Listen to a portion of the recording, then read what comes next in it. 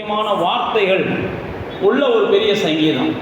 இந்த சங்கீதம் 14 நீங்கள் ஆரம்பிக்கும் போதே பார்த்தீங்கன்னா, தேவன் இல்லை என்று மதிகட்டவன் தன் இருதயத்தில் என்ன செய்கிறான், சொல்லிக் கொள்ளுகிறான்.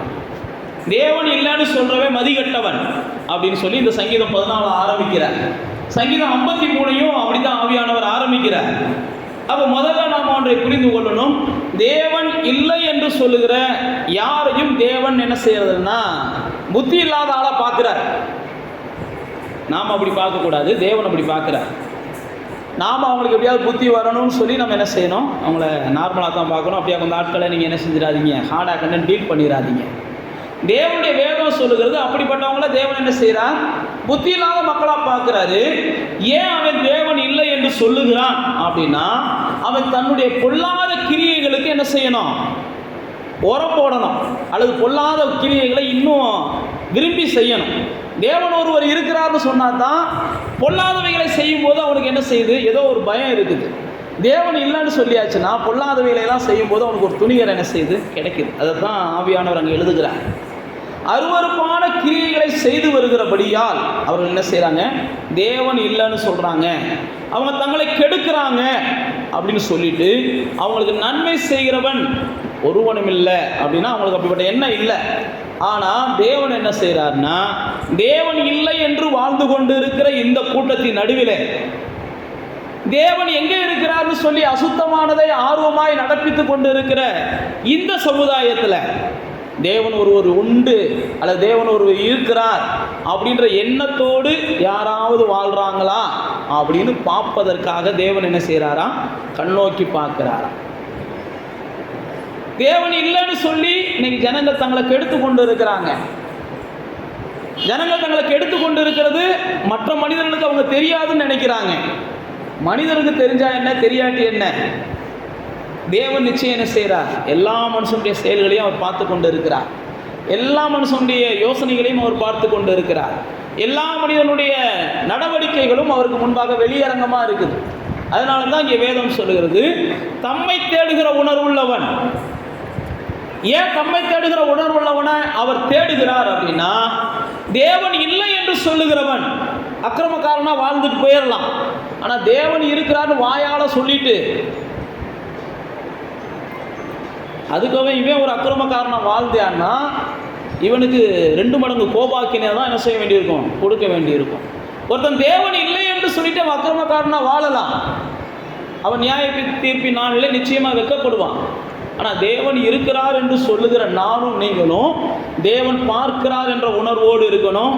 தேவனுடைய கண்கள் நம்ம மேலே இருக்கின்ற உணர்வோடு இருக்கணும். ஏன்னா தம்மை தேடுகிறவன் எவனாவது இருக்கானா, தன்னை பற்றி பேசுகிறவன் எவனாவது இருக்கானா, இல்லை இந்த பூமியில தன்னை ஆராதிக்கிற ஜனங்கள் இருக்கிறாங்களா, இந்த பூமியில தன்னை குறித்து ஏதாவது ஒன்று சிந்திக்கிற ஜனங்கள் இருக்கிறாங்களான்னு சொல்லி தேவனுடைய கண்கள் உலாவிக் கொண்டு இருக்கிறது, தேவனுடைய செவிகள் உலாவிக் கொண்டு இருக்கிறது, தேவன் கண்ணோக்கி பார்த்து கொண்டே இருக்கிறார். அதனால தான் நீங்களும் நானும் ரொம்ப என்ன செய்ய வேண்டியிருக்குது, நம்ம கவனமாக இருக்க வேண்டியிருக்கு. நம்மளை யார் பார்க்குறாங்களோ பார்க்கலையோ, நம்மளை யார் பார்த்துக்கிட்டு இருக்காங்க, அவர் பார்த்துக்கிட்டு இருக்கிறார். ஏன், நாம் அவரை தேடுற உணர்வு உள்ளவர்கள்னு சொல்லி அவர் பார்க்கிறார். நாம் அவரை தேடுற உணர்வு உள்ளவர்கள் அப்படின்னு சொல்லி அவர் பார்க்கிறார். ஆனால் நாம் உண்மைக்கே என்ன தேடிக்கிட்டு இருக்கோம்ன்றத அவர் பார்த்தாருன்னா பின்னாடி என்ன செய்வார், வருத்தப்படுவார். அவர் நோக்கம் என்னன்னா, என் பிள்ளை எப்போ பார்த்தாலும் என்னை பற்றி வாயில் நல்லா பேசுது, அதனால எப்பயுமே என்னை தேடுற பிள்ளையா இருக்கும் அப்படின்ற பார்வையில் அவர் பார்க்கும்போது, நீங்கள் எசேக்கியேலை வாட்சி பார்த்தீங்கன்னா, எசேக்கியேல்கிட்ட கூட்டு போய் ஆண்டவர் சொல்லுவார், என் ஜனத்தை பாரு, அந்தரங்கத்தில் என்னென்னலாம் செஞ்சு வச்சிருக்காண்டு, எதெல்லாம் எனக்கு பிடிக்காதோ அத்தனையும் அவன் செஞ்சுக்கிட்டு இருக்கான் பாரு. இந்த ஓட்டையை போட்டு கூட காமிப்பார், ஒரு துவாரம் போட்டு அவன் என்னென்ன செய்கிறான்னு பாரு. எசேக்கியேல் புத்தகத்தை நீங்கள் வாட்சி பார்த்தீங்கன்னா தெரியும். அப்படியெல்லாம் உங்கள் வீட்டுக்குள்ளே நீங்கள் செய்கிறத, அல்லது உங்கள் வீட்டில் நீங்கள் நடந்துக்கிட்டு இருக்கிறத, அல்லது உங்கள் மூளையில் நீங்கள் யோசிக்கிறத என்னை மாதிரி ஆளுகள்கிட்ட ஆண்டவர் ஓட்டையை போட்டுலாம் காமிச்சிருந்தா பாடுறா விசுவாசின்னு சொன்னால் என்ன செய்ய முடியும்? நான் ஆண்டவர் அப்படி தான் என்ன செஞ்சாராம், எசேக்கியேலை கூட்டு போய் இந்த ஜனங்களுக்காக நீ ஜெபம் பண்ணுற, இந்த ஜனங்களுக்காக ஊழியம் பண்ணுற, இந்த ஜனங்களுக்காக அபிஷேகம் பண்ணப்பட்டிருக்கிற, இந்த ஜனங்கள் எப்படியெல்லாம் என்னை வருத்தப்படுத்துகிறாங்கன்னு வந்து பாரு அப்படின்னு கூட்டு போய் எசேக்கியேல்ல பல இடங்களில் காமிப்பார். உங்களெல்லாம் யாரையும் ஆண்டவர் என்கிட்ட என்ன செஞ்சதில்லை, காமிச்சதில்லை. அதனால் தைரியமாக என்ன செய்யுங்க, உட்காந்துருங்க, யாரும் பயப்படாதீங்க. அப்படிலாம் யாரையும் ஆண்டவர் என்ன செஞ்சதில்லை, என்கிட்ட காமிச்சதில்லை. காமிச்சிருந்தா கண்டிப்பாக நேரம் நான் உங்கள்கிட்ட சொல்லியிருப்பேன். புரியுதா உங்களுக்கு? ஆனால் தேவன் என்ன செய்கிறார்னா, தம்மை தேடுகிற உணர்வுள்ளவன். யாராவது இருக்காங்களா அப்படின்னு சொல்லி கண்ணோக்கி பார்த்து கொண்டே இருக்கிறார். தம்மை தேடுகிற உணர்வு உள்ளவனை பார்த்த உடனே பைபிள் பிரகாரம் பார்த்தீங்கன்னா அவருடைய இருதயம் சந்தோஷப்படுது. பரவாயில்ல, இந்த அந்தி சந்தி மத்தியான நேரங்களில் கூட, ஏதோ இந்த நடு ராமச்சாமத்தில் கூட, அதாவது தாவீது பல முறை சொல்லுவான், குறித்த நேரத்துக்கு முன்னாடி தேவனை தேடும்படி என் இருதயம் விழித்து கொண்டது, நடு இரவில் தேவனை தேடும்போது என் இருதயம் விழித்து கொண்டது, என் இருதயமே நீ தூங்காத, என் ஆத்மாவே நீ என்கிட்ட தூங்காத, இப்படிலாம் தாவீது பேசுவார். அவர் செஞ்ச நன்மையை மறந்துடாத, என் ஆத்மா ஜீவனுள்ள தேவன் மேலே தாகமாக இருக்குது, என் ஆத்மா ஜீவனுள்ள தேவன் மேலே தாகமாக இருக்குது. அப்போ தேவனை தேடுகிற உணர்வுள்ளவன் உண்டோ என்று ஏன் தேவன் பார்க்கிறார் அப்படின்னா, அப்படிப்பட்டவர்களுக்கு தன்னுடைய என்ன செய்கிறாராம், வல்லமையை வெளிப்படுத்த விரும்புகிறார் அப்படின்னு சொல்லி 2 நாளாகமத்தின் புஸ்தகத்தில் ஆவியானவர் நமக்கு எழுதி வச்சிருக்கிறார். 16ஆம் அதிகாரம் 9ஆம் வசனத்தை வாசிங்க. 2 நாளாகமத்தின் புஸ்தகம் 16:9 வாசிங்க. 16:9 அந்த தேவன் ஆவியானவர் மூலமாக நமக்கு எழுதி வைத்திருக்கிறார். 16:9 2 நாளாகமம். தம்மை பற்றி உத்தம இருதயத்தோடு இருக்கிறவர்களுக்கு தம்முடைய வல்லமையை விளங்க பண்ணும்படி கர்த்தருடைய கண்கள் பூமி எங்கும் உலாவிக் கொண்டு இருக்கிறது. இந்த விஷயத்துல நீ மதி இல்லாதவனாக இருந்துட்ட, ஆகையால் இதை முதற்கொண்டு உனக்கு என்ன செய்ய போகுது, யுத்தம் நேரிட போகுது அப்படின்னு சொல்லி ஆசாவை பார்த்து சொல்கிறார். புரிஞ்சா? உத்தம இருதயத்தோட நீ இருப்பான்னு சொல்லி உனக்கு உதவி செய்யணும்னு சொல்லி கர்த்தருடைய கண்கள் பூமி எங்கும் உலாவிக் கொண்டு இருக்கிறது. ஆனால் நீ என்ன செய்கிற, மதி இல்லாத ஆளாக போயிட்ட. கர்த்தருடைய கண்கள் நம்மளை பார்க்கும்போது நம்ம மதி இல்லாத செயல்களை சில நேரத்தில் செஞ்சுக்கிட்டு இருக்கிறோம். பைபிள் பிரகாரம் பார்த்தீங்கன்னா மதி இல்லாமல் செஞ்சு தன்னுடைய வாழ்க்கையை நாசம் பண்ண ஆட்கள்லாம் இருக்கிறாங்க. தேவ பிள்ளைகளை சொல்கிறேன். நான் புத்தியீனமாக செஞ்சேன் அப்படின்னு சவுல் சொல்லுவார். நான் புத்தியீனமாக செஞ்சுட்டேன். தேவன் ஒரு மனுஷனை கண்டுபிடிச்சி வெளியரங்கமாக்குறது வரைக்கும் அந்த மனுஷன் தன்னை ஞானியாக நினைக்கிறான். தேவன் ஒரு அளவுக்கு மேலே இவனை விட்டோம்னா ஞானினே பேசிட்டு போயிடுவான், இவனை வெளியரங்கமாக்கிடுவோம்னு நினச்சாதான் ஐயோ நான் புத்தி இல்லாமல் செஞ்சுட்டேன் மன்னிச்சிருங்கன்றோம்.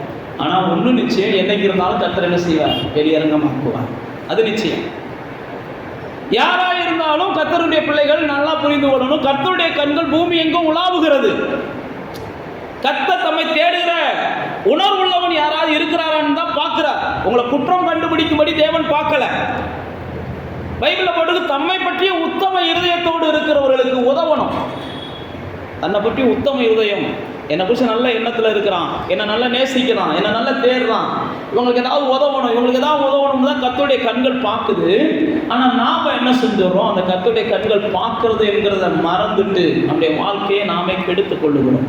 எப்படி தேவன் இல்லை என்று சொல்லுகிறவர்கள் தங்களை கெடுத்துக் கொள்ளுகிறார்களோ, தேவன் இருக்கிறார் என்று சொல்லுகிற நானும் நீங்களும் சில நேரத்தில் மதியில்லாத சில செயல்களால் நம் வாழ்க்கையை நம்மளே என்ன செஞ்சுக்கிறோம், வர வேண்டிய பல நன்மைகளை கெடுத்துறோம். பல நன்மைகள் வராமல் போகிறதுக்கு அதுக்கு தான் காரணம்னு சொல்லி எரேமியா சொல்வார். பாவங்களினாலே உங்களுக்கு வர வேண்டிய நன்மைகள்லாம் நீங்கள் என்ன செய்கிறீங்க, கெடுத்துடுறீங்க. தேவன் யாருக்கும் அநியாயம் செய்கிறவர் அல்ல. தேவன் யாரிடத்திலும் பாரபட்சம் பண்ணுகிறவர் அல்ல. கொர்நேலியை பார்த்து சொல்கிறார், எந்த மனுஷன்ட்ட நல்லது இருந்தாலும், கொர்நேலிய வாழ்க்கையில் சொல்லும்போது சொல்வார், எந்த மனுஷன்ட்ட நல்லது இருந்தாலும், எந்த மனுஷன் நல்லவனாக இருந்தாலும் அவனுக்கு நன்மை செய்வதும் அவனுடைய சந்ததிகளை தலைக்க வைப்பதும் தான் தேவனுடைய ஆசையாக இருக்குது. அதுக்காகத்தான் தேவன் என்ன செய்கிறார், தம்மை தேடுகிற உணர்வு உள்ளவர்களை அவர் தேடுகிறார். அவரை தேடுகிற உணர்வு உள்ளவர்கள், அவரை தேடுகிற உணர்வு உள்ளவர்கள் உண்மைக்கே அவருடைய இருதயத்திற்கு ஏற்றவர்களாக இருக்கிறார்களான்னு பார்க்கிறார். இப்போ நீங்களும் நானும் இங்கே தேடுறோம். ஆனால் வேதத்தின்படி நாம் தேடுகிறதை தேவன் என்ன செய்கிறார், அவர் இருதயத்திற்கு ஏற்றவர்களாக நாம் இருக்கிறோமா அப்படின்ற இடத்துல பார்க்கிறார். அதனால தான் தாவீதை தேடி சாமுவேல் போன உடனே தாவீதுடைய சகோதரர்கள் எல்லாம் சாமுவேலுக்கு முன்னாடி வர்றாங்க. 1 சாமுவேல் 16ஆம் அதிகாரம். தாவீதுடைய சகோதரர்கள் எல்லாம் தாவீதுடைய சாமுவேலுக்கு முன்னாடி வர்றாங்க. சாமுவேல் பெரிய தீர்க்கதரிசி. சாமுவேலுடைய வாழ்க்கையை வாசிச்சு பார்த்தீங்கன்னா அவனுடைய வார்த்தைகள் ஒன்று கூட தவறாது. அவன் சொல்லுகிற ஒவ்வொரு வார்த்தையும் அப்படியே நிறைவேறும். யாரை பற்றியும் அவனுக்கு சொல்ல வேண்டிய அவசியம் இல்லை. அவ்வளவு தெளிவாக கணிக்கக்கூடியவன். அவ்வளவு தெளிவாக படிக்கக்கூடியவன், தேவ சத்தத்தை தெளிவாக கேட்கக்கூடியவன். ஆனால் பாருங்க, தாவீது விஷயத்தில் தடுமாறுறான். ஏன் தடுமாறுறான்? எத்தனை பேர் உனக்கு இருக்காங்கன்னா அவங்க வாட்டுக்கு வரிசையாக வந்துக்கிட்டே இருக்காங்க. வர்றவெல்லாம் அழகானவனாக வர்றான், வரவெல்லாம் அம்சமானவனாக வர்றான், வர்றவெல்லாம் திலகாத்திரமானவனாக வர்றான். அதுக்கப்புறம் தான் சாமுவேலுக்கு ஒரு டிஸ்டர்ப் ஆகிடுறாரு. இவன் அபிஷேகம் பண்ணலாமா, இவன் அபிஷேகம் பண்ணலாமா? நான் மறுபடியும் சொல்லுகிறேன், கர்த்தர் தன்னை தேடுகிறவனை அபிஷேகம் பண்ணணும்னு விரும்புகிறேன். தன்னை தேடுகிறவனை உயர்த்தணும்னு கர்த்தர் விரும்புகிறார். தன்னை தேடுகிறவனை மேன்மைப்படுத்தணும்னு கர்த்தர் விரும்புகிறார். தன்னை தேடுகிறவன், தாவீதை குறித்து சொல்லுகிறார், அவன் என் இருதயத்திற்கு ஏற்றவன், நான் விரும்புகிறதெல்லாம் அவன் செய்கிறான். அதனால தான் தாவீது பண்டைய ஜெபங்களில் சொல்லுவான், ஆண்டவரே உங்களுடைய நல்ல ஆவியானவர் என்னை செம்மையான பாதையில் நடத்தட்டும்பா அப்படின்றான். அதே தாவீது தான் சொல்கிறான், உங்களுக்கு வேதனை உண்டாக்குகிற வழி ஏதாவது என்கிட்ட இருந்துச்சுன்னா அதை என்ன செய்யுங்க, இப்பயே கொஞ்சம் மாறுறதுக்கு உதவி செய்யுங்கப்பா அப்படின்றான். அதே தாவீது தான் சொல்கிறான், துணிகரமான பாவங்களுக்கு உமது அடியான விலக்கிக்கோங்கன்றான்.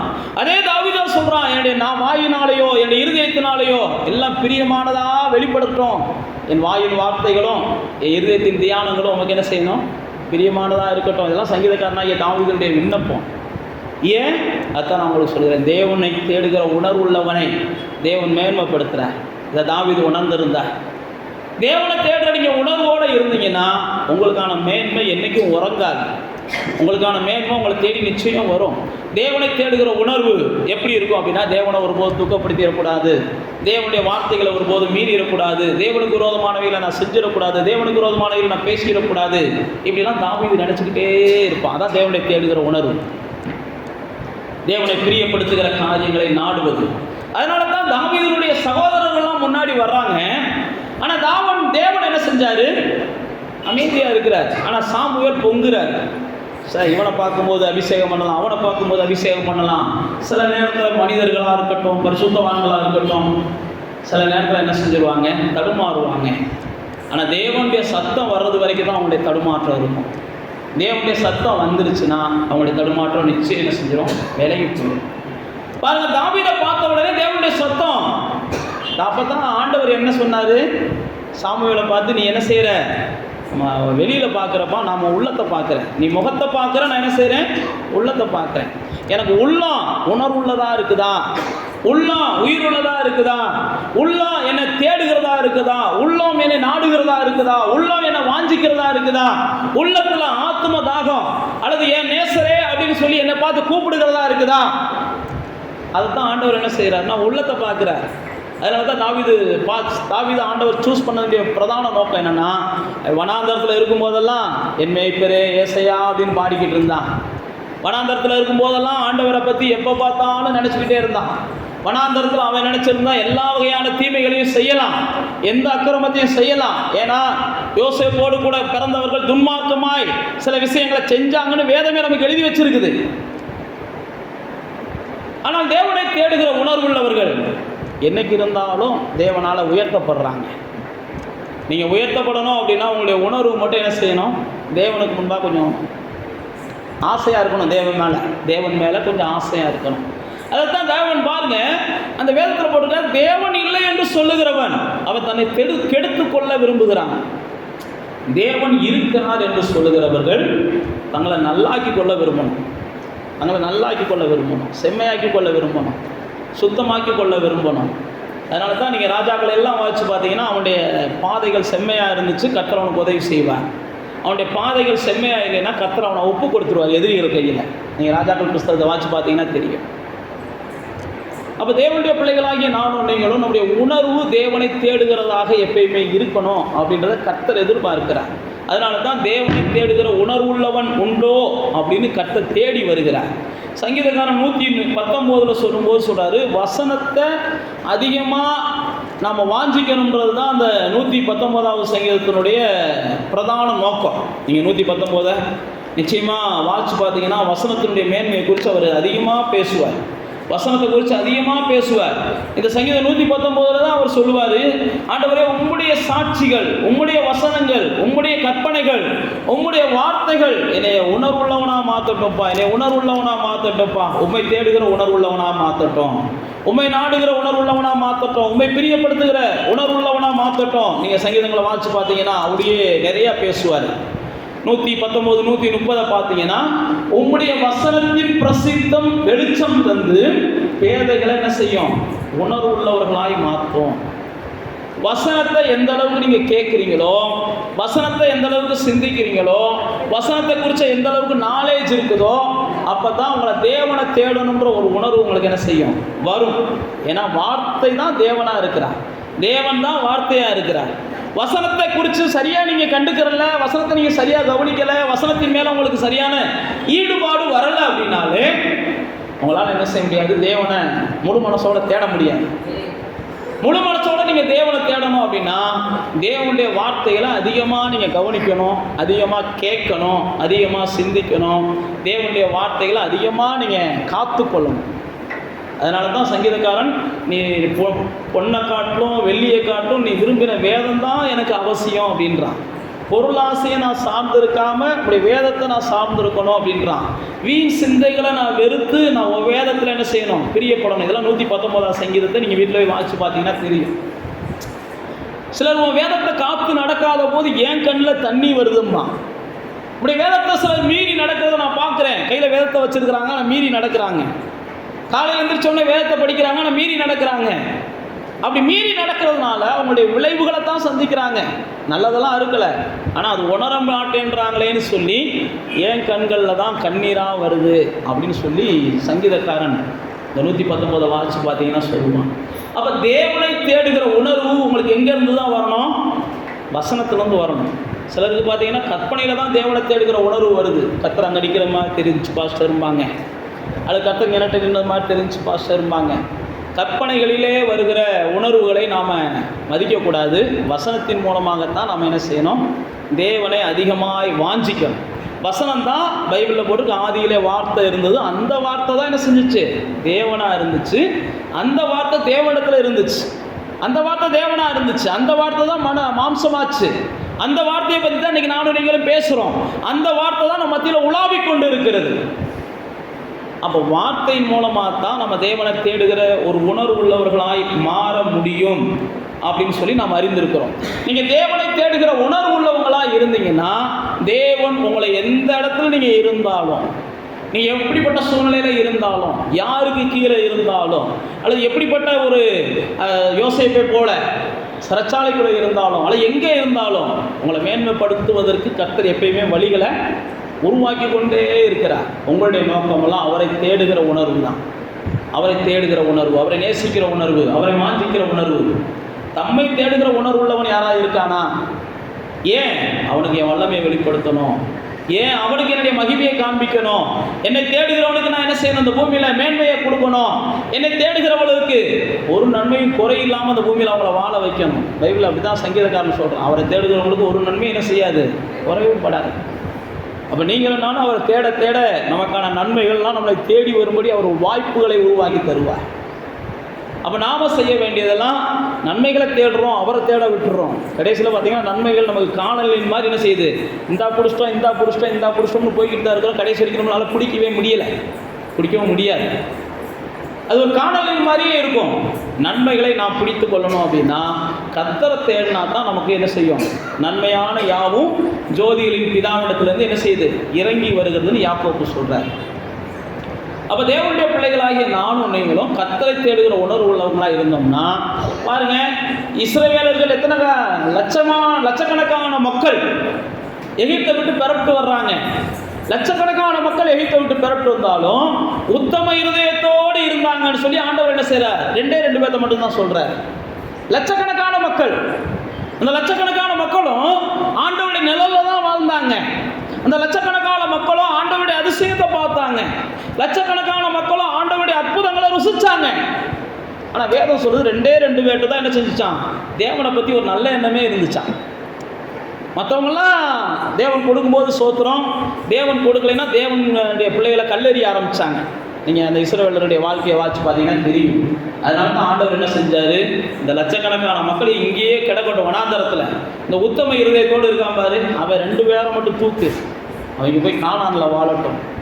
அவங்க கானானுடைய கனியை ருசிக்கணும், கானானுடைய வாழ்க்கையை ருசிக்கணும், கானானில் கிடைக்க வேண்டிய நன்மைகளை அனுபவிக்கணும். வெட்டாத கிணறுல அவன் தண்ணி குடிக்கணும், நாட்டாத தோட்டத்தை அவன் அனுபவிக்கணும், கட்டாத வீட்டில் அவன் குடியிருக்கணும். அவனுக்கு வேண்டிய அத்தனை ஆசீர்வாதத்தையும் நான் அவனுக்கு தருவேன். லட்சக்கணக்கான மக்கள், அதில் எத்தனை பேர் தான்? 2 பேர் தான் தேவனை குறித்து ஒரு நல்ல எண்ணம் இருந்துச்சு. அதனால தான் யோசுவாவும் காலேபும் சட்டையை கிழிச்சுக்கிட்டாங்க. ஏன்னா பைத்தியம் முடிச்சுக்கிச்சாடா அவங்களுக்கு, இந்த தேவன் நம்ம மேலே பிரியமாக இருக்கிறதுனால தாண்டா இவ்வளோதான் செஞ்சுட்டு வராரு, இந்த தேவன் நம்ம மேலே பிரியமாக இருக்கிறதுனால நமக்கு இன்னும் செய்வார்றா, ஏன்டா தேவனை மட்டுப்படுத்துறீங்க அப்படின்னு சொல்லி யோசுவாவும் காலேபும் சட்டையை கிழிச்சுக்கிடுவாங்க. ஏன் அப்படின்னா அதுதான் நான் உங்களுக்கு சொல்லுகிறேன். தேவனை பற்றிய பார்வை எப்பயுமே நமக்குள்ள நல்ல பார்வையாக இருக்கணும் அப்படின்னா நாம் அதிகமாக வசனத்தை யோசிக்கணும். நான் ஏற்கனவே உங்களுக்கு சொன்ன மாதிரி அடுத்தவங்க அனுபவம் 1000 இருக்கும். அடுத்தவங்களுக்கு ஆண்டவர் பல விதங்கள் அற்புதம் செஞ்சிருப்பார், இவங்களுக்கு தேவன் பல விதங்கள் அற்புதம் செஞ்சிருப்பார். அதெல்லாம் நம்ம தப்புன்னு நியாயத்திற்க வரல. ஆனால் நாம் செய்ய வேண்டியதெல்லாம் வசனத்தின் வழியாகத்தான் நம்முடைய வாழ்க்கைக்குள்ள என்ன செய்யணும்? தேவனை கொண்டு வரணும். தேவனை நம்ம அதுக்குள்ள தான் கொண்டு வரணும். அதனால தான் பைபிளில் போட்டிருக்கு, யோசுவாவும் காலேபும் அவருடைய உத்தம இருதயத்தை தேவன் பார்த்தார். உடனே மோசேட்ட சொல்றாரு, எப்பா உனக்கு அடுத்து நீ யோசுவாவை அபிஷேகம் பண்ணு, ஏன்னா அவனுக்கு மேன்மையை கொடுக்கணும்.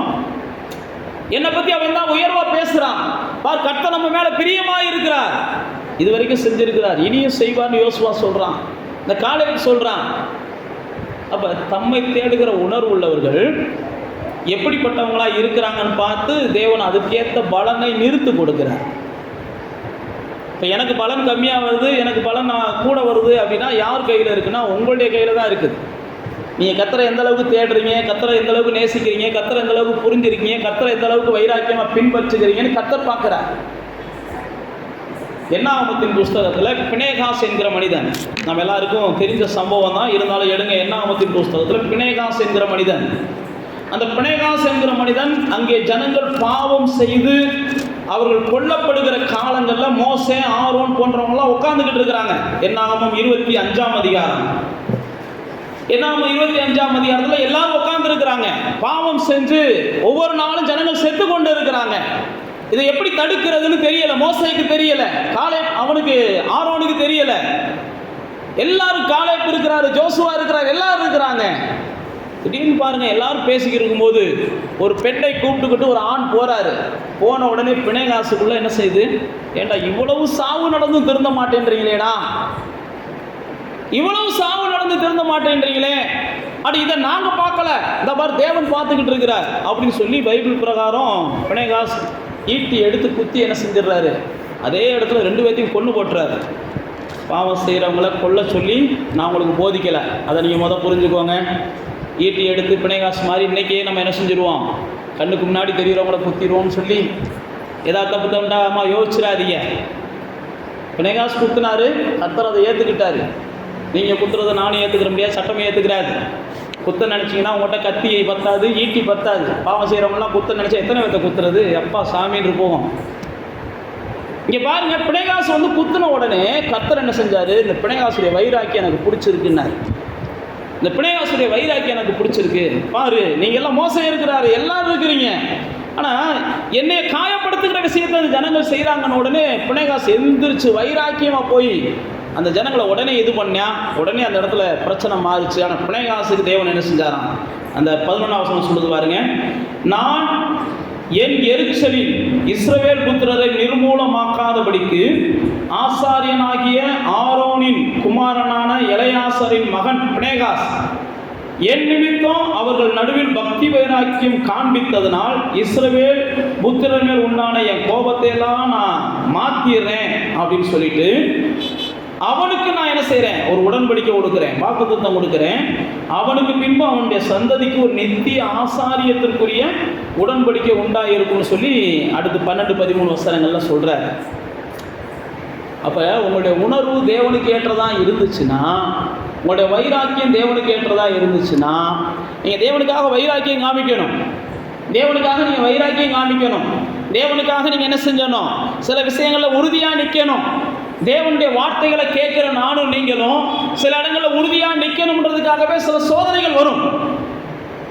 அப்படி இன்னைக்கு தான் இப்படி வார்த்தையை கேட்டு போயிருக்கிறாங்க, இன்னைக்கு போய் உறுதியாக இருக்கிறாங்களா பார்க்கலாமே அப்படின்னு சொல்லி வீட்டுக்கு போன உடனே சில சோதனைகள் வரும், வேலை ஸ்தலங்களுக்கு போன உடனே சில சோதனைகள் வரும். அப்போ தான் நீங்கள் சொல்லணும், இந்த சோதனைகளை ஜெயிக்கிறதுக்கு தான் ஆவியானவர் என்னை ஆலயத்தில் வச்சு பலப்படுத்தி அனுப்பியிருக்கிறாரு, நான் நிச்சயம் ஜெயிச்சு காமிப்பேன்னு ஜெயிச்சு பாருங்க.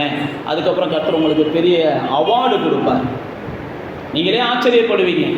அப்போ பாருங்க, பினேகாஸ் அவன் எழும்புறான், எந்த பிரதிபலனையும் அவன் எதிர்பார்க்கல. கர்த்தருக்கு விரோதமாக ஜனங்கள் செய்கிறாங்க, அதனால கர்த்தருடைய கோபத்தை ஜனத்தின் மேலே வந்துகிட்டு இருக்கு, இந்த கோபம் மாறணும், என்ன செய்யறதுன்னு சொல்லி அவன் தனக்கு தெரிஞ்சதை செஞ்சான். கர்த்தர் பார்த்தார், அந்த வைராக்கியத்தை பார்த்து அவனை கனப்படுத்தினார். அப்போ தேவன் மேலே நீங்கள் உணர்வு உள்ளவங்களா, தேவன் மேலே வைராக்கியம் உள்ளவங்களா இருந்தீங்கன்னா நிச்சயமாக கர்த்தர் உங்களை என்ன செய்கிறார், எந்த சூழ்நிலையும் கனப்படுத்துகிறார், எந்த சூழ்நிலையும் கனப்படுத்துகிறார். நீங்கள் பார்த்தீங்கன்னா நியாயாதிபதிகளின் புஸ்தகத்தில் இதே மாதிரி ஒரு சம்பவம். நியாயாதிபதிகளின் புஸ்தகத்தில் ஒரு பெண்மணியை குறித்து வேதம் சொல்கிறது. அந்த பெண்மணி யாகேல் என்கிற ஒரு பெண்மணி, ஒரு ஆசீர்வதிக்கப்பட்ட பெண்மணி என்று நமக்கு வேதம் அந்த அம்மாவை பற்றி சொல்லுது. 4ஆம் அதிகாரத்துக்கு வந்தீங்கன்னா, நியாயாதிபதிகளின் புஸ்தகம் 4ஆம் அதிகாரத்துக்கு வந்தீங்கன்னா, ஆவியானவர் அங்கே 17ஆம் வசனத்தில் அந்த பெண்ணோட பேரை பற்றி எழுதிட்டு வர்றாரு. நியாயாதிபதிகள் 4ஆம் அதிகாரம் 17ஆம் வசனம். ஒரு பெண்ணு தான், வீட்டுக்குள்ளே தான் இருக்கிறாங்க. ஆனால் ஒரு பெரிய யுத்தம் நடக்குது. பராக்கிரமசாலிகள் அந்த யுத்தத்தில் கலந்துக்கிறதுக்கு பயப்படுறாங்க. பராக்கிரமசாலிகள் அந்த யுத்தத்தில் கலந்துக்கிறதுக்கு பயப்படுறாங்க. நான் உங்களுக்கு சொல்லுகிறேன், நீங்கள் மாத்திரம் கொஞ்சம் உணர்வு உள்ளவங்களா, உண்மைக்கே வைராக்கியம் உள்ளவங்களா, நீங்கள் கொஞ்சம் தெளிவுள்ளவங்களா இருந்தீங்கன்னா, எவன் சொதப்புறானோ அவன் சொதப்புறவனுடைய ஆசீர்வாதம்லாம் உங்கள் மேலே வரும். சொதப்புறவனுக்கு வர வேண்டிய நன்மையெல்லாம் உங்களுக்கு வரும். அவன் தேவனுடைய மனுஷன்தான், அவங்க தேவனை பின்பற்றுகிறவங்க தான், அவங்க தேவனுடைய தன்னுடைய வாயினால தேவனை அறிக்கையிடுறவங்க தான். ஆனால் சொதப்பிக்கிட்டே இருக்கிறாங்க. ஆனால் அவங்களுக்கு வர வேண்டிய நன்மையை கர்த்தர் என்ன செய்கிறாரு, யார் ஒரு ஆள் அந்த இடத்துல தெளிவாக முடிவு எடுக்கிறாவோ அந்த ஆள் கையில் கொடுக்குறாரு. சில நேரத்தில் நீங்களும் சொதப்பினீங்கன்னா அதுதான் நடக்கும். யார் தெளிவாக முடிவு எடுக்கிறாங்களோ உங்கள் கைக்கு வர வேண்டியது அங்கிட்டு தாண்டி போயிடும். அதனால தான் பாராக்க குறித்து பார்க்குறோம். ஒரு பராக்கிரமசாலி, அவன் யுத்தத்தை செய்யலாம். கர்த்தர் சொல்றாரு, நீ யுத்தத்தை செய்ய, நான் உன் கூட இருக்கிறேன்றாரு. கிதியோன்ட்ட சொல்கிறாரு, நான் உன் கூட இருக்கிறேன்றாரு. உடனே கிதியோன் யுத்தத்தை செஞ்சு பெரிய வெற்றியை பார்க்குறாரு. ஆனால் இவர் பாராக்கிட்ட சொன்ன உடனே பாராக்கு ரொம்ப தடுமாறுறாரு.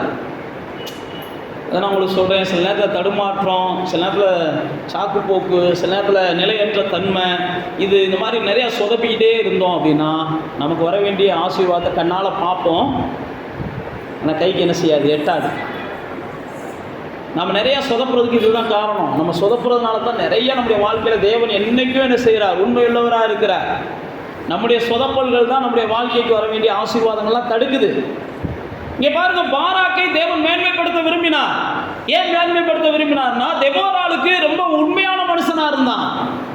தெபோராள் என்கிற பெண்மணிக்கு கீழே இருந்து பல காரியங்களை செய்த மனுஷன். அதனால தேவன் பாராக்கை மேன்மைப்படுத்த விரும்பினார். பாராக்கை மேன்மைப்படுத்துவதற்காக சிசேரா என்ற பெரிய தளபதியை பாராக்கை கொண்டு கர்த்தர் வீழ்த்த நினைச்சார். ஆனால் பாராக்கு என்ன செஞ்சார், அப்படியே நெகட்டிவாகவே பேசிக்கிட்டு இருக்கிறார். என்னால் முடியாது, என்னால் முடியாது, என்னால் முடியாதுன்னு. தேவனுடைய பிள்ளைகள் எப்பயுமே என்னை பலப்படுத்துகிறவர்களால் நான் எல்லாவற்றையும் செய்வேன்னு சொல்லணும். என்னை பலப்படுத்துகிறவரால் நான் எல்லாவற்றையும் செய்வேன், நான் விசுவாசிக்கிறவரால் நான் எல்லாவற்றையும் செய்வேன். என்னை அப்படி நம்ம என்ன செய்யணும், என்னை பலப்படுத்துகிற தேவனால் என்னால் முடியும்னு தான் எதையுமே நம்ம யோசிக்கணுமே ஒழிய, எதையுமே முடியாது முடியாது முடியாது அப்படின்னா கடைசி வரைக்கும் அது என்ன செய்யும், நமக்கு முடியாததே போயிடும். இந்த பாராக் பாருங்க அப்படி தான் நினைச்சாரு.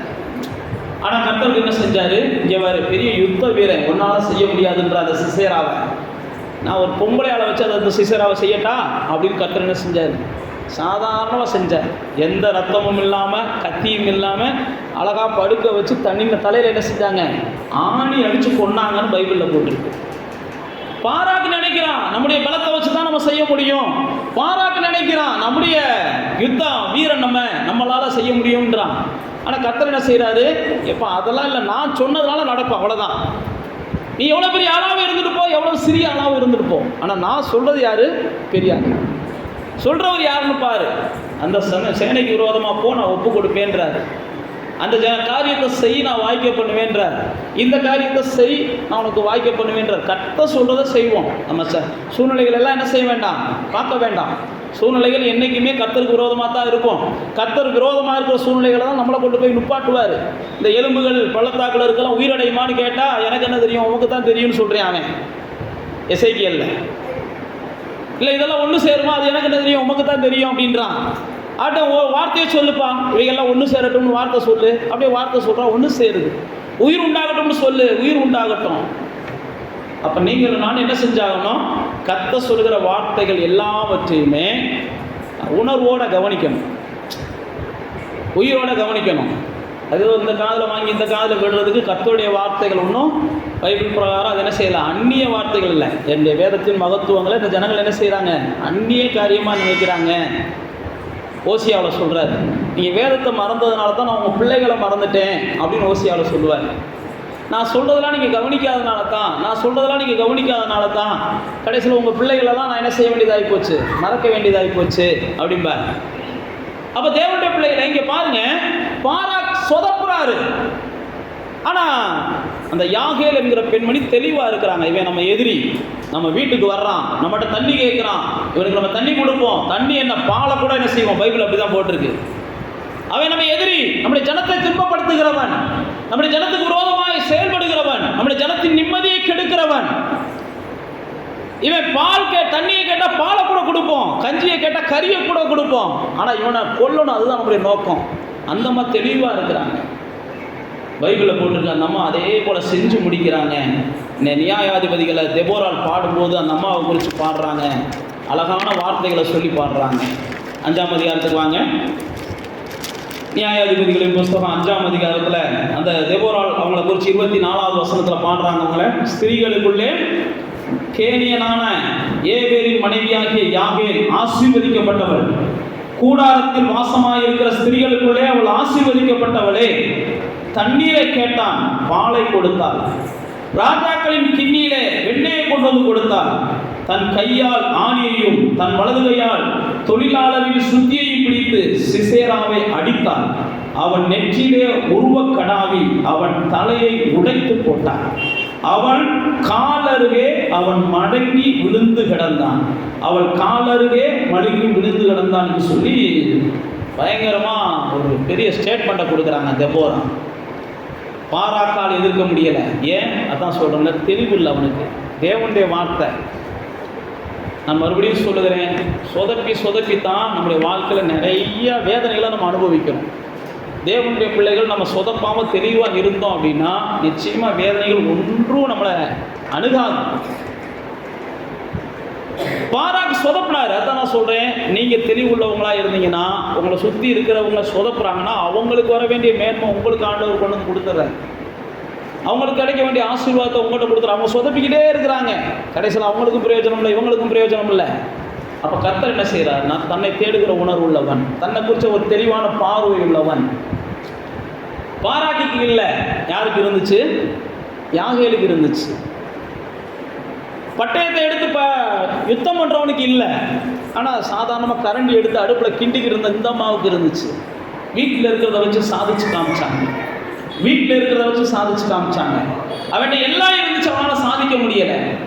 அப்போ தேவ பிள்ளைகளே, நான் உங்களுக்கு மறுபடியும் சொல்கிறேன், உங்களுடைய உணர்வு தேவனை பற்றி எப்படி இருக்குது பாருங்கள். பினேகாஸ் எல்லாரும் அமைதியாக இருக்கிறாங்க, சார் பாவம் செய்யக்கூடாது அப்படின்னு ஒரு பெரிய வைராக்கியத்தோடு எழும்புகிறான். இங்கே பாலாக் அவரால் முடியலை, பாராக்கால் முடியலை. பாலாக்குன்றது இன்னொரு ராஜா, மோவாபிய ராஜா, இவர் பாராக். இந்த ராஜா, இந்த வீரனால் முடியலை. ஒரு பெண்மணி என்ன செய்கிறாங்க, வீட்டுக்குள்ளே வச்சு என்னையால் முடிக்க முடியும்னு முடிச்சு காமிக்கிறாங்க. அப்போ தேவனுடைய பிள்ளைகளுக்கு என்ன செய்யணும், முடிவெடுக்கிற தெளிவு வேணும். தேவனை தேடுறவங்களுக்கு எதையுமே அச்சீவ் பண்ணுறதுக்கான ஒரு மனநிலை இருக்கணும். தேவனை தேடுறவங்க எப்பயுமே என்ன செய்யணும், தெளிவாக இருக்கணும். நாமெல்லாம் வெளிச்சத்தில் நடக்கிறவங்க, இருளில் நடக்கிறவங்க கிடையாது. இருளில் நடக்கிறவங்களில் தான் கண்டுபிடிக்கிறது கஷ்டம். நீங்கள் நானும் வெளிச்சத்தில் நடக்கிறவங்க. அப்போ வெளிச்சத்தில் நடக்கிறவங்க நம்ம என்ன செய்யணும், ரொம்ப நிதானமாக, ரொம்ப பக்குவமாக, ரொம்ப பொறுமையாக, ரொம்ப தெளிவாக ஒவ்வொன்றையும் நிதானித்து கையாளுற விதங்களில் நம்ம என்ன செய்யணும், கடவுள்னு பேர் எடுக்கணும். கடவுளை போல பொறுமையாக இருக்காங்க, கடவுளை போல நிதானமாக இருக்கிறாங்க, கடவுளை போல அப்படின்ற பக்குவத்துக்கு நம்ம வரணும். அப்போ தேவன் என்ன செய்யறான்னா, தன்னை தேடுகிற உணர்வுள்ளவர்களை அவர் கனப்படுத்தணும். அதான் அவருடைய நோக்கம். அதுக்கு தான் அவருடைய தேடுகிற உணர்வுள்ளவன் யாராவது இருக்கானா, தன்னை தேடுகிற உணர்வுள்ளவர்களை அவர்கள் மேன்மைப்படுத்தணும். நான் சொன்ன பாருங்க, தாவீது தேவனை தேடுகிறவனாக இருந்தான்.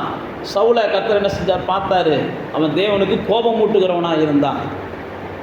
தேவனுக்கு முன்னாடி நடிக்கிறவனாக இருந்தான். சவுலை நீங்கள் வாசித்து பார்த்தீங்கன்னா தேவனுக்கு முன்னாடி நடிக்கிறவனாக இருந்தான். ஆனால் கர்த்தர் என்ன செஞ்சார்? உன் நடிப்பெல்லாம் என்கிட்டயே வா அப்படின்லாம் காமிச்சார். சில நேரத்தில் தேவனுக்கு முன்னாடி நடிக்கிறவங்க மனுஷனுக்கு முன்னாடி நடிக்கிறவங்க தேவன்கிட்டே போய் நடிக்கிறாங்க. ஆனால் கர்த்தர் என்ன செய்கிறாரு? பைபிளில் போட்டு நகைத்தார் அப்படின்ட்டு போயிடுற வேண்டிதான்.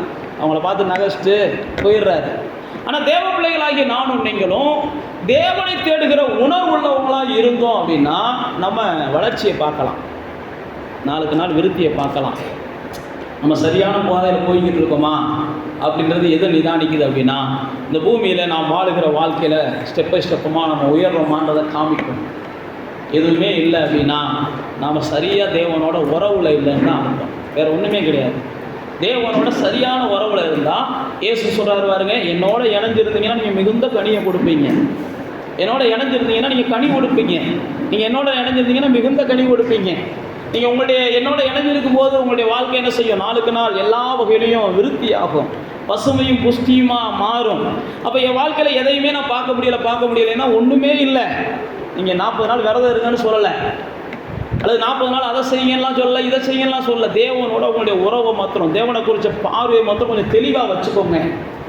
தேவனுக்கு எது பிரியமானதுன்றதை புரிஞ்சு வச்சுக்கோங்க, எது தேவனுக்கு பிரியமில்லாததுன்னு தெரிஞ்சு வச்சுக்கோங்க. தேவனை இன்னும் நான் தேடுவதற்கு என்ன செய்யணும், தேவனை இன்னும் பிரியப்படுத்துவதற்கு என்ன செய்யணும் அப்படின்னு சொல்லி கொஞ்சம் சிந்திங்க. ஏன்னா தேவனால் தான் நம்முடைய வாழ்க்கை மலரும், தேவனால் தான் நம்முடைய வாழ்க்கை உயரும், தேவனால் தான் நம்முடைய வாழ்க்கை செழிக்கும், தேவனால் தான் நம்முடைய வாழ்க்கையில் நாம் எதிர்பார்க்கிற எல்லாத்தையும் சாதிக்க முடியும் அப்படின்ற நிச்சயம் நமக்குள்ள வேணும். தேவன் இல்லை அப்படின்னா என் வாழ்க்கை வீணாக போயிடும் அப்படின்ற ஒரு புரிதல் நமக்குள்ள வேணும். அப்போ அந்த தேவனுக்கு ஏற்றவைகளை நான் நாட வேண்டும். அதை தான் இங்கே பாருங்க, தேவன் தம்மை தேடுகிற உணர்வுள்ளவன். தனக்கு யார் கீழ்ப்படிவா அப்படின்னு அவர் பார்க்கிறாரு, யார் தன்னை நேசிப்பா, தான் சொன்னதை யார் செய்வா அப்படின்னு சொல்லி கர்த்தர் பார்த்து தான் அவன்கிட்டே வர்றாரு. பாருங்க, பேதுரு வலையை போட்டுக்கிட்டு இருக்கிறார், வலையை பழுது பார்த்துக்கிட்டு இருக்கிறார். உடனே இயேசு ஏன் அவன்கிட்ட வர்றாரு? இவன் என் பேச்சை கேட்பேன், இவனை பற்றி எனக்கு தெரியும்னு தான் வர்றாரு. இயேசு மற்றவங்கிட்ட ஏன் போகலை?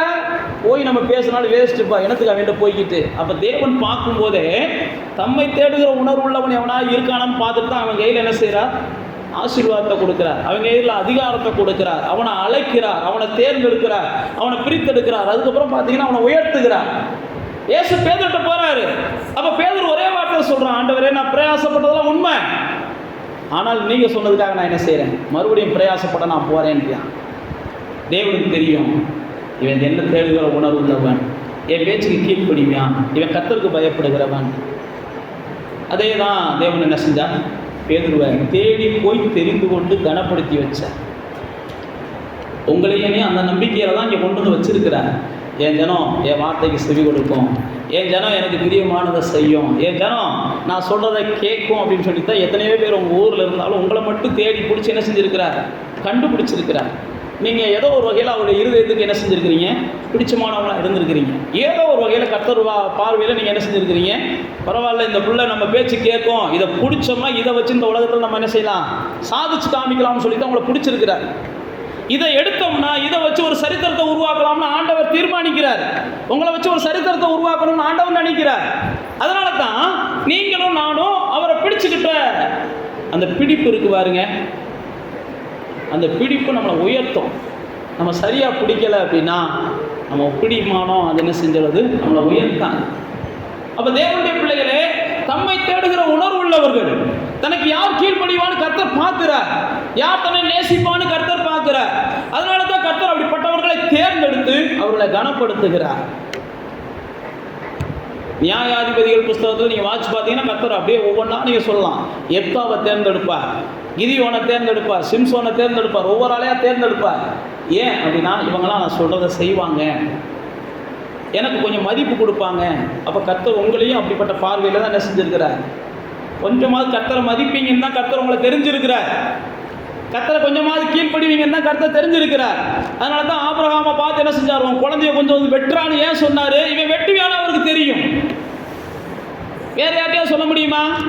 இவன் வெட்டுவியானு ஆண்டவருக்கு தெரியும். அதனால தான் என்ன செஞ்சார்? இவன் கடைசி வரைக்கும் கர்த்தர் வெயிட் பண்ணார். அவன் கடைசியில் கத்தியை தூக்குற வரைக்கும் கர்த்தர் தான் அவனை தடுத்தார். இவன் மனசில் கொஞ்சம் கூட என்ன இல்லை, கொஞ்சம் கூட இந்த குழந்தைய வெட்டக்கூடாதுன்ற எண்ணம்லாம் கிடையாது. வா போவோம் வா போவோம் வா போவோம் வா போவோம்னு கூப்பிட்டு போகிறான். ஏன்? கர்த்தருக்கு தெரியும் இவன் என் பேச்சை கேட்பான். அப்போ தான் கர்த்தர் சொல்கிறாரு, நீ எனக்கு கீழ்ப்படுகிறவன்றதை நான் அறிஞ்சுக்கிட்டேன், எனக்கு பயப்படுகிறவன்றதை நான் அறிஞ்சுக்கிட்டேன், என்னை நேசிக்கிறவன்றதை நான் அறிஞ்சுக்கிட்டேன். அதனால் உன் சந்ததிகளை நான் என்ன செய்ய போகிறேன், இந்த பூமியில் எல்லாருக்கும் ஆசீர்வாதமாக மாற்ற போகிறேன். அப்போ தேவன் உங்களை எல்லாம் என்ன செஞ்சுருக்கிறாருன்னா உங்களுடைய உணர்வை பார்க்குறாரு. உங்களுடைய உணர்வு எப்படி இருக்குது? தேவனை பிரியப்படுத்துகிற உணர்வாக இருக்கான்னு பார்க்குறார். தேவனை நாடுகிற உணர்வாக இருக்கா, தேவனை தேடுகிற உணர்வாக இருக்கான்னு கர்த்தர் பார்க்குறார். நான் சொன்ன மாதிரி பிணைகாசை பார்த்தார், பேதுருவை பார்த்தார். இப்படி ஒவ்வொரு ஆளாக நான் உங்களுக்கு சொல்லிக்கிட்டே வரலாம். வேதத்தில் ஆயிரக்கணக்கான பரிசுத்தவான்களை கர்த்தர் பார்த்தார். ஒவ்வொருடைய உணர்வையும் பார்த்து கர்த்தர் அவர்களுக்கு உரிய அங்கீகாரத்தை கொடுத்தார், உரிய கனத்தை கொடுத்தார். வேதத்தில் சொல்கிறாருங்க, மனுஷன் தான் என்ன செய்கிறான்னா முகத்தை பார்க்குறான்னு சாமுவேலை பார்த்து சொல்கிறாரு. இயேசு மத்தேயு 6ஆம் அதிகாரத்துக்கு வரும்போது, அப்பா அந்தரங்கத்தில் பார்க்குற பிதா உனக்கு வெளியரங்கமாக பலன் அளிக்கணும் அப்படின்னு சொல்லி 6ஆம் அதிகாரத்தில் 3-4 இடத்துல சொல்லுவார். மத்தேயு 4ஆம் அதிகாரத்தில் நீ அந்தரங்கத்தில் போய் ஜெபம் பண்ணுறதை கர்த்தர் பார்த்துக்கிட்டு இருக்கிறாரு, நீ அந்தரங்கத்தில் தான தர்மம் பண்ணுறதை கர்த்தர் பார்த்துக்கிட்டு இருக்கிறாரு, நீ அந்தரங்கத்தில் உபவாசிக்கிறத கர்த்தர் பார்த்துக்கிட்டு இருக்கிறாரு, நீ செய்கிற எல்லா அந்தரங்க காரியங்களுக்கும் கர்த்தர் பலன் அளிப்பார். தேவன் எப்பயுமே மனுஷனுடைய இருதயத்தை கவனிக்கிறார், மனுஷனுடைய சிந்தைகளை கவனிக்கிறார், மனுஷனுடைய எண்ணங்களை கவனிக்கிறார். தேவன் எப்பயுமே மனுஷனுடைய நடக்கைகளை கவனிக்கிறார். அவைகள் எல்லாம் தேவனுக்கு ஏற்றதாக இருக்குதான்னு பார்த்துட்டு அதுக்கப்புறம் அவர்களுக்கு ஏற்றவைகளை எல்லாம் திட்டமிட்டதெல்லாம் செய்ய ஆரம்பிக்கிறார். அதனால தான் வேதம் சொல்லுறது, தம்மை தேடுகிற உணர்வுள்ளவன் இருக்கிறாரா அப்படின்னு சொல்லி அவருடைய கண்கள் என்ன செய்தான், உலாவிக் கொண்டு வருகிறதா. அப்போ நீங்களும் நானும் என்ன செய்யணும், தேவனுடைய கண்கள் என்னை பார்த்துக்கிட்டு இருக்குது, தேவனுடைய கண்கள் என்னை நோக்கி வந்து கொண்டு இருக்கிறது, தேவனுடைய கண்களுக்கு நான் மறைவாக எங்கேயும் போக முடியாது, தேவனுடைய கண்களுக்கு நான் ஒளிஞ்சு எதையும் செய்ய முடியாது. பாருங்க, இயேசுட்ட ஒரு ஐஸ்வர்யவான் வர்றான், நித்திய ஜீவனை சுதந்திரித்துக் கொள்ள நான் என்ன செய்ய வேண்டும் அப்படின்னு ஒரு இயேசுட்ட வந்து ஒருத்தர் கேட்கிறான். உடனே இயேசு என்ன செய்யறாரு, எப்ப களவு செய்யாத, கொலை செய்யாத, உபச்சாரம் செய்யாதன்றாரு. உடனே நான் அதெல்லாம் செய்யலைன்றான். சின்ன பிள்ளையிலேருந்து நான் என்ன செய்யலை, அதை செய்யலைன்றான். இங்கே எத்தனை பேர் அப்படி உட்காந்துருக்கீங்க? யாராவது சொல்ல முடியுமா, களவு செய்யாத ஆள், பொய் சொல்லாத ஆள், அப்படி ஏதாவது உபச்சாரம் பண்ணாத ஆள், இந்த மாதிரி எத்தனை பேர் ஏதாவது ஒரு பாவமே நான் செய்யாத ஆளுப்பா அப்படின்னு யாராவது உட்காந்துருக்கீங்களான்னா தெரில, ஒருவேளை இருந்தாலும் இருப்பீங்க, எனக்கு தெரியல. ஆனால் பாருங்கள், அந்த மனுஷன் இப்படி இருந்திருக்கிறான். அப்போ ஆண்டவர் என்ன செஞ்சார், ரைட்டுப்பா சூப்பர்ப்பா பைபிளில் போட்டுருக்கு, இன்னும் அவனிடத்துல அன்பு கொண்டு கர்த்தர் என்ன செஞ்சாராம், உனக்கு உள்ளதை விற்று கொஞ்சம் ஏழைகளுக்கு கொடுத்துட்டு வாப்பான்றார். வேற ஒன்றுமே சொல்ல.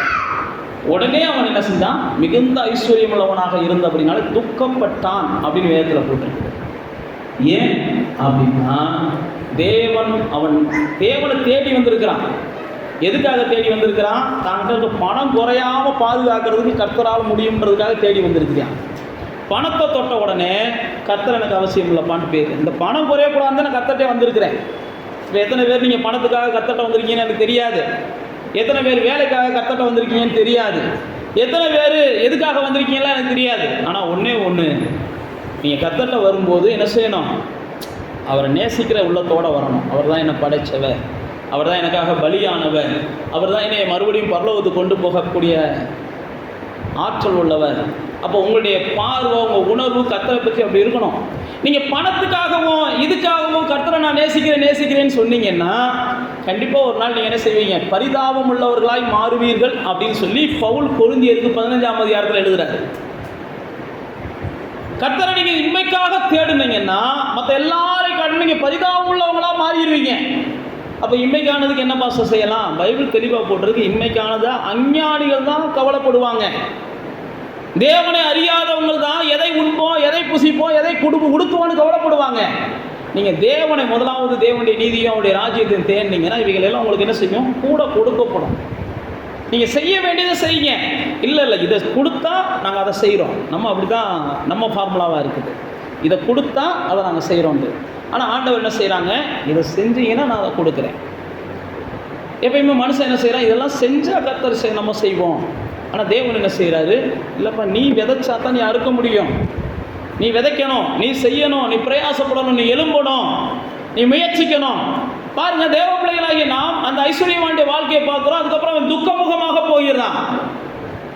அதே நேரத்தில் சகே என்கிற ஒரு மனிதனை தேவன் பார்க்கிறார். லூக்கா 19ஆம் அதிகாரத்தில் அந்த சகை என்கிற மனிதனை குறித்தும் பைபிளில் போட்டிருக்கு. அவன் பெரிய பதவியில் இருக்கிறவன், பெரிய பணத்தில் இருக்கிறவன். ஆனால் இயேசு அவனை பார்த்து உன் பணத்தெல்லாம் கொடுத்துரு எல்லாத்துக்கும் அப்படின்லாம் அவன் சொல்லலை.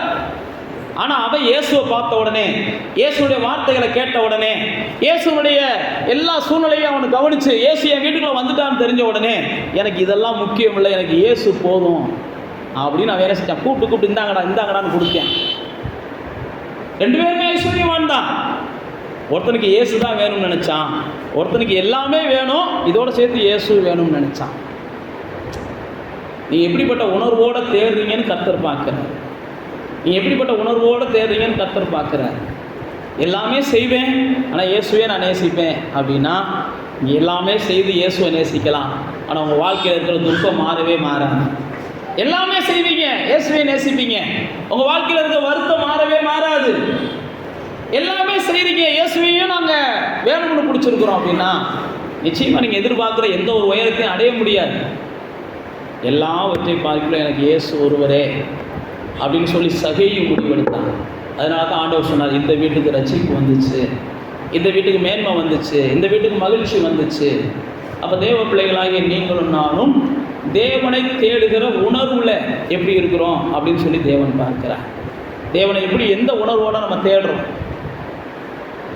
அப்படி நம்ம நல்ல உணர்வோடு தேடணும் அப்படின்னா நான் மறுபடியும் உங்களுக்கு சொல்லி முடிக்கிறேன், நமக்கு நன்மைகள் வந்து கொண்டே இருக்கும்.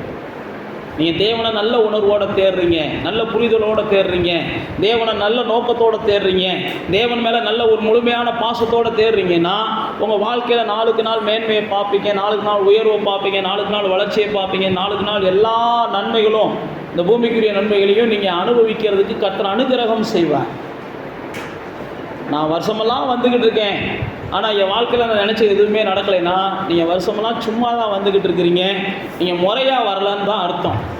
நான் நாள்தோறும் எல்லாம் செய்கிறேன், ஆனால் என் வாழ்க்கையில் நான் எதிர்பார்க்குற எந்த வகையிலையும் ஒரு முன்னேற்றத்தை பார்க்க முடியல அப்படின்னா நீங்கள் செய்கிற எல்லாமே கொஞ்சம் ஒழுங்குபடுத்த வேண்டி இருக்குது அப்படின்னு தான் இந்த காலை வேளையில் ஆவியானவர் உங்களுக்கு ஞாபகப்படுத்துகிறார். சில விஷயங்களை ஒழுங்குபடுத்துங்க, சில விஷயங்களை சரி பண்ணுங்க.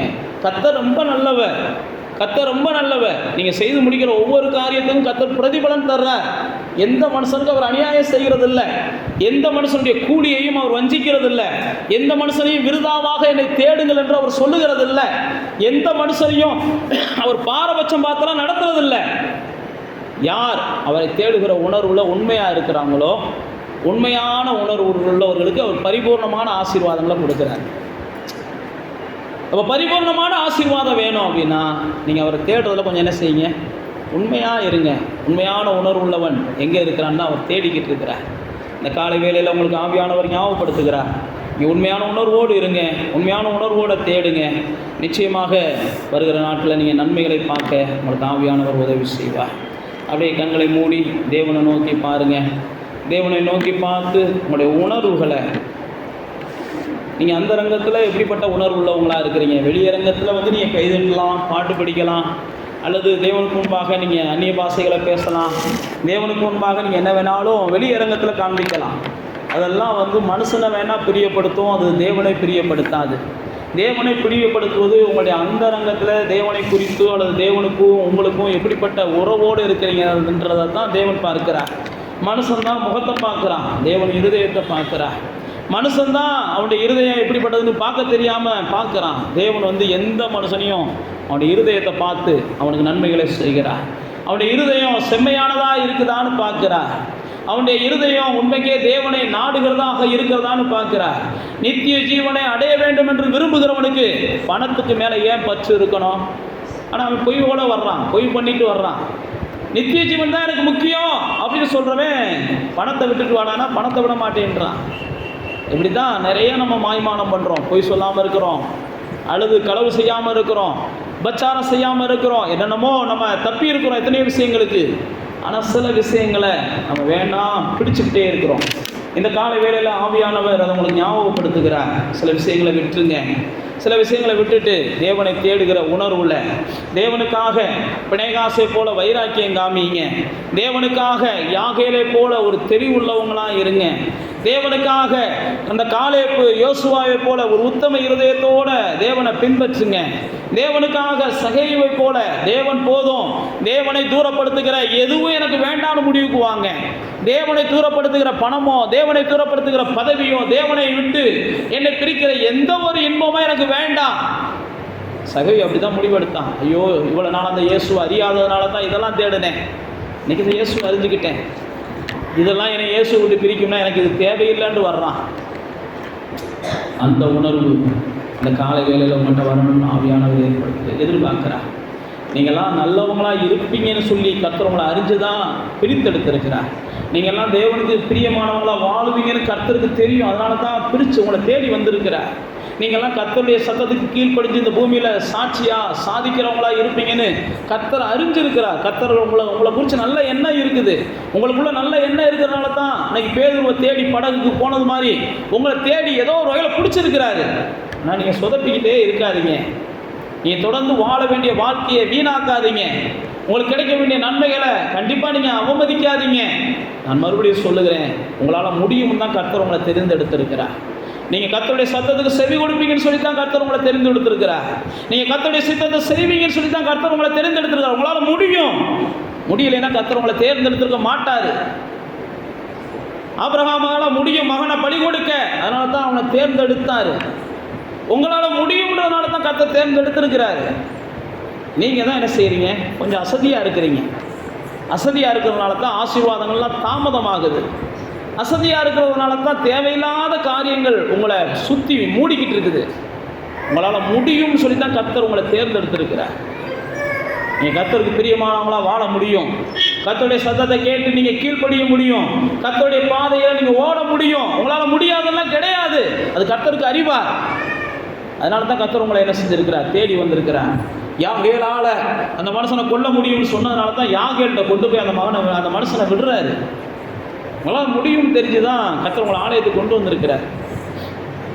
இப்பயும் ஒன்றும் இல்லை, என்னை பலப்படுத்துகிற இயேசுவா நான் எல்லாவற்றையும் செய்வேன்னு சொல்லி பாருங்க. என்னை பலப்படுத்துகிற இயேசுவா நான் எல்லாவற்றையும் செய்வேன்னு சொல்லி பாருங்க. சங்கீதக்காரன் சொல்றது போல, உம்மாலே நான் சேனைக்குள்ள பாய்வேன், உம்மாலே நான் மதுளை தாண்டுவேன், என்னால் முடியாதவன் ஒன்றும் கிடையாது. என்னை பலப்படுத்துகிற இயேசுவினால நான் எல்லாம் செய்வேன். என்னால் முடியும் முடியும் என்னால் முடியும்னு சொல்லிக்கிட்டே இருங்க, செஞ்சுக்கிட்டே இருங்க. என்னால் முடியும். ஒருவேளை அந்த வார்த்தைக்கு என்னால் கீழ்ப்படிய முடியலையா, வருகிற நாட்களில் தேவனுடைய இந்த வார்த்தைக்கு நான் கீழ்ப்படிவேன். இந்த வார்த்தைக்கு நான் கீழ்ப்படிய முடியலைன்ற உணர்வு எனக்குள்ள இருக்கிறது. ஆனால் கீழ்ப்படியாமே நான் வாழ்ந்துக்கிட்டு இருக்கிறேன். ஒப்பு கொடுங்க. எந்தெந்த வார்த்தைகளாம் நான் கீழ்ப்படிய முடியலைன்னு நீங்கள் உணர்றீங்களோ அந்தந்த வார்த்தைகளெல்லாம் நீங்கள் கீழ்ப்படிவதற்கு தேவன் இன்னும் உங்களை பலன்படுத்துவார். அந்தந்த வார்த்தைகளுக்கெல்லாம் தேவனுக்கு நீங்கள் கீழ்ப்படிவதற்கும், அந்தந்த வார்த்தைகள் எல்லாம் நீங்கள் சாட்சிகளாய் மாறுவதற்கும் தேவன் உங்களுக்கு உதவுவார். தம்மை தேடுகிற உணர்வுள்ளவன் இருக்கிறானான்னு தான் பூமி எங்கும் அவர் உலாவிக் கொண்டு இருக்கிறார். தம்மை தேடுகிற உணர்வுள்ளவர்களை இந்த பூமியில் அவர் விசேஷப்படுத்துகிறார், கனப்படுத்துகிறார், மேன்மைப்படுத்துகிறார். நிச்சயமாக உங்களையும் அவர் செய்ய வல்லவராக இருக்கிறார். இதாவே இந்த நல்ல நாளிலும் கூட உம்மை தேடுகிற உணர்வுள்ளவர்களை உருவாக்க வேண்டும் என்று இந்த காலை வேளையில் வசனத்தை கொண்டு எங்களோட பேசி இருக்கிறீங்கப்பா. உம்மை தேடுகிற உணர்வு உள்ளவர்கள் இப்பொழுதே எல்லா வகையிலையும் அவர்கள் வைராக்கியமானவர்களாக உருவாகட்டும்ப்பா. உம்மை தேடுகிற உணர்வுள்ளவர்கள் ஒரு தெளிவுள்ளவங்களாக மாறட்டும் ஆண்டவரே. உம்மை தேடுகிற உணர்வுள்ளவர்கள் உம்முடைய இருதயத்திற்கு ஏற்றவர்களாய் மாறட்டும் ஆண்டவரே. உம்மை தேடுகிற உணர்வுள்ளவர்கள் இந்த உலகத்தில் ஏதோ அற்ப காரியங்களுக்காக உம்முடைய வார்த்தைகளை மீறுகிறவர்களாக இருக்காம உம்முடைய வார்த்தைகளை கை கொண்டு பெரிய பெரிய காரியங்களை இழந்தாலும் பரவாயில்லன்ற ஒரு சந்தோஷத்தோடு வாழ்ந்திருக்கட்டும்ப்பா. உம்மை தேடுகிற உணர்வு என்பது அதுதான். அந்த உணர்வு நம்முடைய பிள்ளைகளுக்கு கொடுங்க. உம்மை தேடுகிற உணர்வு உள்ளவர்களை உயர்த்துகிற தேவன். அப்படிப்பட்ட உணர்வு நம்முடைய பிள்ளைகளுக்கு கொடுத்து இந்த பூமியில் நம்முடைய பிள்ளைகளை உயர்த்துங்கப்பா. நம்முடைய பிள்ளைகளை சிறந்திருக்க பண்ணுங்க ஆண்டவரே. நம்முடைய பிள்ளைகளை இந்த பூமியில் எல்லா வகையிலும் மேன்மைப்படுத்துங்க ஆண்டவரே. நம்முடைய பிள்ளைகளை இந்த பூமியில் எல்லா வகையிலும் கனப்படுத்துங்க ஆண்டவரே. நம்முடைய பிள்ளைகள் ஆசீர்வாதமாக இருக்க அருள் செய்யுங்கப்பா. உண்மை உணர்கிற அல்லது உண்மை தேடுகிற அல்லது உண்மை அறிகிற எல்லாவற்றிலும் இவர்கள் வளர்வதற்கு கர்த்தருடைய ஆவியானவர் உதவி செய்வீராக என்று நாங்கள் ஆசீர்வதிக்கிறோம் ஆண்டவரே. இந்த நாள் முதற்கொண்டு அவருடைய உணர்வு, அவருடைய சிந்தை, அவருடைய நினைவு, அவங்க பேச்சு, அவங்க எண்ணம் எல்லாவற்றிலும் கர்த்தரை வெளிப்படுத்த அவர்களுக்கு கிருபை தருவீராக. அவர்கள் கர்த்தரை வெளிப்படுத்துகிற பாத்திரங்களாய் மாறட்டும் என்று நாங்கள் ஆசீர்வதிக்கிறோம். தொடர்ந்து இவருடைய விண்ணப்பங்கள் நிறைவேற்றட்டும், அவருடைய விருப்பங்கள் எல்லாம் வாய்க்க பண்ணுங்க. இயேசுவின் நாமத்தில் ஜெபிக்கிறோம்.